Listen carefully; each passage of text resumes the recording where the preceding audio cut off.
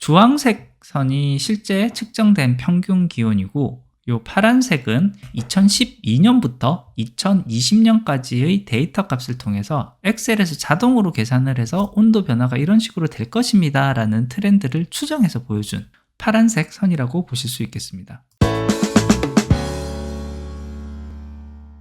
안녕하세요, 전망입니다. 오늘은 엑셀에서 시계열 예측을 하는 그 방법에 대해서 알아보도록 하겠습니다. 보통 통계를 이용한 예측을 할 때 굉장히 많이 사용하는 변수 중에 하나가 시간에 따른 트렌드, 그에 따른 예측이라고 보시면 됩니다. 굉장히 많이 사용하는 식 중에 하나가 이제 회귀식이라는 식을 많이 쓰는데요. 이전 시점의 값이 현재 시점의 같은 값을 예측하는데 의미 있게 활용이 된다. 그거는 이제 시간과의 어떤 상관관계가 있다. 그런 식으로 활용하는 식으로 많이 사용이 되어 있습니다. 엑셀에서는 이와 같은 선형 회귀식을 통해서 미래 시점의 값을 예측하는 함수를 하나 제공하고 있습니다. 그래서 오늘 살펴볼 내용은요. 2012년 1월부터 2020년 12월까지의 월 평균 기온 정보를 시계열 트렌드로 이제 확인을 해보고요. 이 데이터들을 활용을 해서 회귀식을 적용을 하면 2021년 1월부터 2022년 3월까지의 예상 기온 트렌드를 구할 수가 있는데 그렇게 구해진 트렌드가 과연 실제 값과 어느 만큼 유사한 값을 가지느냐 이런 것을 살펴보게끔 이런 자료들을 한번 만들어 보도록 하겠습니다.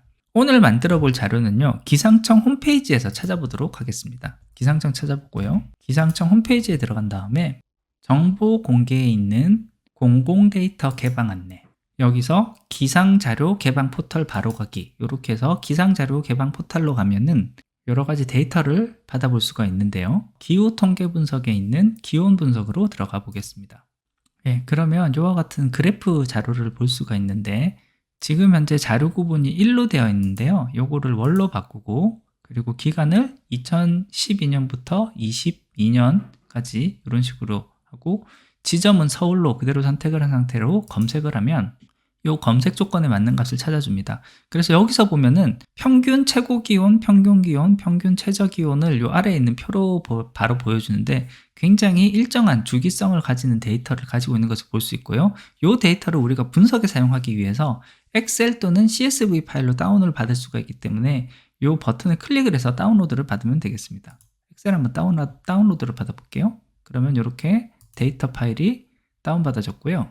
연다라고 할게요. 파일을 열면 표 형태로 이렇게 값이 들어온 것을 볼 수 있고 여기 있는 지금 날짜 값은 컨트롤 1을 눌러서 형식 자체를 날짜로 해서 연의 월까지만 들어가게 이렇게 해서 확인을 해주도록 하겠습니다. 자, 그리고 요 위에 있는 값들 일단 이렇게 없애버리고요. 삭제하고 저는 여기 있는 값은 2012년 1월부터 2022년 4월은 지금 평균 기온이 안 나왔기 때문에 3월까지 값을 쓸게요. 그럼 이제 마지막 4월 요거 하나는 삭제를 해주고 요 표를 이름 바꾸기 해서 C 계열로 이렇게 해주고요. 여기 2021년 1월부터 3월까지 여기 있는 값들은 잘라낸 다음에 시트를 하나 추가해서 여기다가 붙여 넣겠습니다. 여기는 맨 위에 있는 요 내용은 그대로 집어넣고요. 요 값들을 좀 더 편하게 쓰기 위해서 표 형태로 바꿔주겠습니다. 컨트롤 T를 눌러서 표 1로 하나 정해주고요. 그 다음 두 번째 여기 시트도 컨트롤 T를 눌러서 표 형태로 하나를 더 만들어 주도록 하겠습니다. 자, 시계열로 온 다음에요. 요 안에 선택을 한 다음에 삽입에 요 꺾은 선 차트 요걸 클릭을 해서 실제 트렌드가 잘 나오는지 한번 볼게요. 봤을 때 요 쓸데없는 지정값이 하나 들어가 있네요. 그럼 요거는 마우스 우클릭해서 데이터 선택해서 요 지점값을 체크 해제 해서 확인을 눌러주면 이렇게 이제 그래프가 잘 나오는 것을 볼 수가 있고 이 그래프도 이 축에서 마우스 우클릭 축 서식으로 온 다음에 최소값은 마이너스 20도만 해도 충분할 것 같고 최고값은 40도 그리고 기본 단위를 20도시마다만 이렇게 나와도 충분할 것 같기 때문에 이렇게 설정을 바꿔주고요. 아래쪽 레이블 이쪽 부분은 레이블에 들어가서 레이블 위치를 축의 옆이 아니라 낮은 쪽 이렇게 해주면 요 가장 아래쪽으로 내려오거든요. 그럼 이렇게 해서 차트 제목을 월별 서울 기온 트렌드 이제 아까 보셨던 그 트렌드 그래프를 그대로 가지고 온 것을 볼 수 있습니다. 자, 그러면 이제 본격적인 내용으로 들어가서 우리는 이제 추정값을 구할 거예요. 추정값. 그리고 요 선형 회귀식으로 추정을 하는 방식은요. 요 엑셀에서 제공하는 함수 중에 forecast ETS라는 요 함수를 사용을 할 수가 있습니다.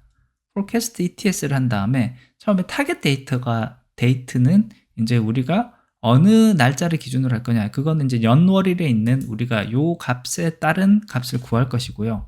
그 다음에 구하고자 하는 것은 value잖아요. value는 요 시계열에 있는 지금 평균 기온 여기서부터 12월 1일부터 20년 12월까지 이렇게 해주면 되겠고, 그 다음에 들어갈 것은 타임라인인데 여기에 있는 타임라인과 일치를 시켜줘야 되기 때문에 여기까지 이렇게 범위를 잡아주면은 이와 같은 형태로 들어갑니다. 그 다음 옵션 값들은요, 지금 그냥 디폴트로 해도 정해집니다. 그래서 처음에 시저널리티 같은 경우는 계절성을 가지고 있느냐, 여기에 값을 안 넣게 되면은 디폴트로 어떤 값인지를 엑셀이 스스로 계산하면서 찾게 돼 있고요. 그 다음에 들어가는 값은 데이터에서 누락된 값이 있을 때는 그 값을 0으로 넣을 것이냐 아니면은 평균 값으로 채워 넣을 것이냐인데, 요것도 값을 그냥 생략을 하면은 평균 값으로 중간 값을 채워 넣어줍니다. 빈칸이 있을 경우에는요.